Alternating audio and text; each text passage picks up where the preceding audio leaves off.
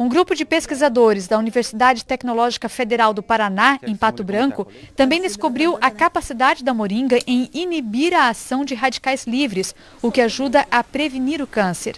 A responsável pela pesquisa no Paraná gravou um vídeo comentando o resultado do trabalho. Os nossos resultados, eles comprovam que as folhas de moringa oleífera, além de apresentarem um elevado potencial nutricional, também apresentam um elevado potencial biológico, principalmente de atividade antioxidante. A moringa ela foi escolhida entre outras 800 espécies que a gente tem no nosso bag de plantas bioativas. Ela foi escolhida justamente por causa disso. Ela tem vários benefícios nutricionais, químicos, bioativos, mas ela é uma planta de fácil cultivo, fácil colheita, depende de pouco manejo. Qualquer pessoa pode consumir a moringa. Ela tem uma quantidade de proteínas significativa e contém aminoácidos essenciais, que são 9 aminoácidos que o nosso organismo não produz, então a gente precisa consumir.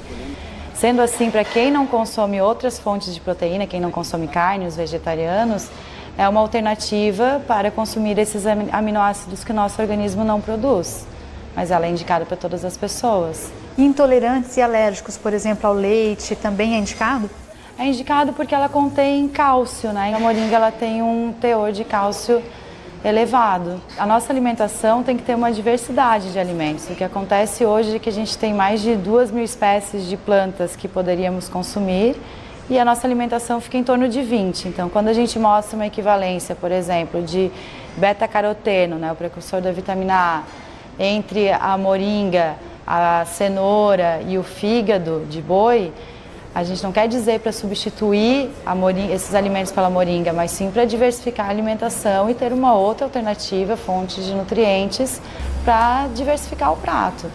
Mas é o seguinte, né? Essa planta, ela é chamada até em alguns países de árvore milagrosa e na África, por exemplo, ela chega a ser usada para combater a desnutrição. Aí o Dr. Juarez Furtado está aqui com a gente, ele é médico clínico geral, pediatra, homeopata e ele tem um conhecimento bastante aqui em relação à alimentação, a importância da alimentação saudável para manter uma saúde, né? Doutor, a gente falou no bloco anterior que a farinha da moringa, ela reúne os principais nutrientes que tem todos esses outros produtos que a gente está mostrando, né? O ferro do espinafre, vitamina B do amendoim, do feijão, o potássio da banana, o cálcio do leite e a vitamina A da cenoura. Só alguns exemplos do que tem na farinha. Por que é importante a gente ter esses nutrientes em uma quantidade suficiente no organismo para ter saúde? Qual é a relação? Então, Patrícia, o pai da medicina, Hipócrates, há 400 anos antes de Cristo, já falava que na alimentação é que está o remédio. Para a gente manter a saúde, para manter a longevidade, a nutrição, o aspecto, a alimentação, é pela boca que a gente garante isso. Por isso que a gente hoje está tanto repercutindo a necessidade de se comer direito, além de atividades físicas, mas a alimentação moderna, que está acabando com justamente esse aporte de nutrientes, faz com que uma planta como essa, que engloba mais de 90 nutrientes, aminoácidos, elementos que você vê presente em vários outros alimentos, seja tão importante.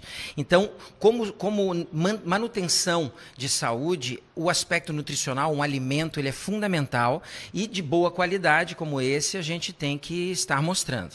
E, doutor, também tem pesquisas que mostram que a farinha da moringa e até a folha também, ela tem uma importante capacidade de inibir radicais livres. Qual é a relação dessa característica com a saúde? Então, as principais funções que ela traz, além desses nutrientes todos que fazem com que a gente se nutra bem, é justamente o poder de ter mais de 30 antioxidantes. Quando a gente fala de radicais livres, a gente fala como se fosse um lixo metabólico, onde nós temos que lidar com isso. À medida que a gente vai envelhecendo, a gente começa a liberar mais radicais livres e isso gera um estresse oxidativo. Isso leva a um envelhecimento, leva a doenças degenerativas como Alzheimer, mal de Parkinson, a gente leva com doenças como a esclerose, as esclerose e a arteriosclerose e o próprio câncer. Então, quando a gente nutre um organismo adequadamente, como esse, que tem um excesso de radicais livres, de antioxidantes que impedem esses radicais livres, a gente está promovendo saúde.